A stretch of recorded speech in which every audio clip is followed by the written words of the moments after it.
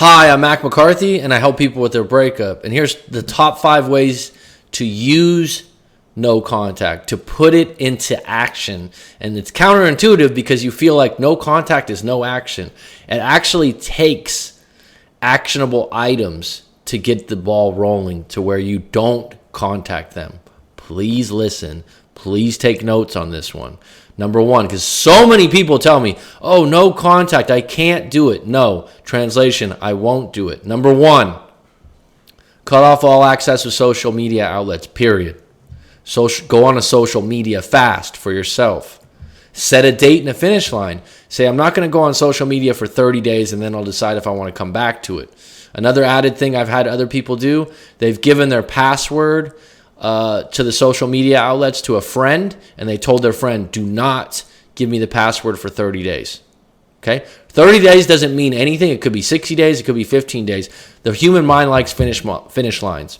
If you want to create one of those, do it. The longer you're in no contact, social media is absolutely poisonous to any breakup, let alone someone that needs to go no contact. Number 2, erase their number from your phone and any apps like WhatsApp to call them. Now, phone numbers aren't as important as they used to be, but it's a start. It's actually a declaration to your subconscious that I'm going through with this. It's a stage.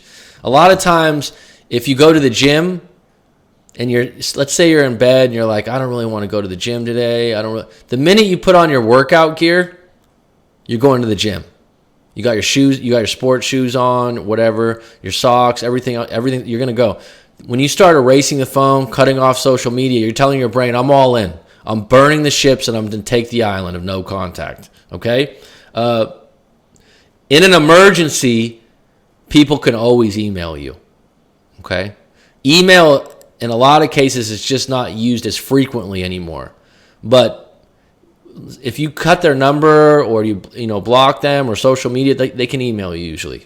Number 3, tell your friends and family not to give you any details or intel on them, especially if they are seeing someone else. So if their friend or family member says, hey, I saw them out, you don't want to know.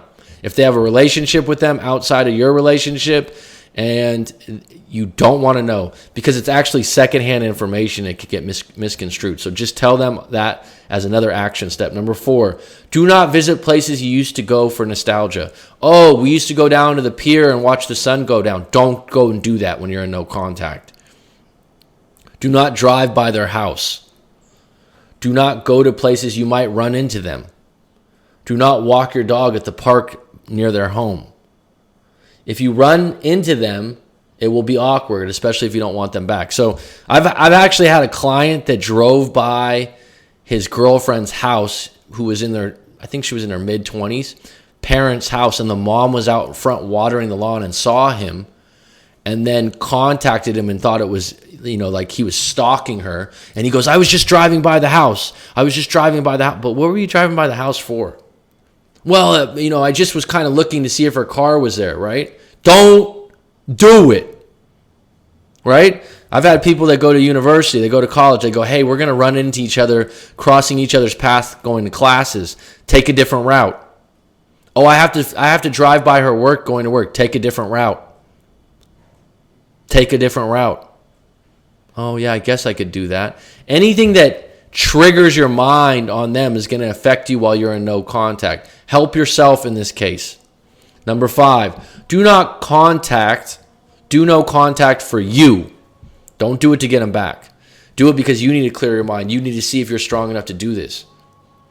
Do it because negotiations are off. You broke up. There's no more being the traveling salesman going, hey, listen to me. Hey, I'm sorry again. I'm sorry. No, negotiations are off. No contact. I don't want to revisit this thing right now.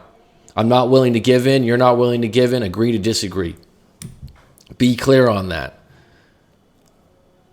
This is a time to heal you, and if they come back, it's a bonus. Thank you for watching. If you'd like to book a live coaching session, go to writemac.com. Or if you'd like to send in your full breakup story and get my take in a YouTube video, send it in. Take care.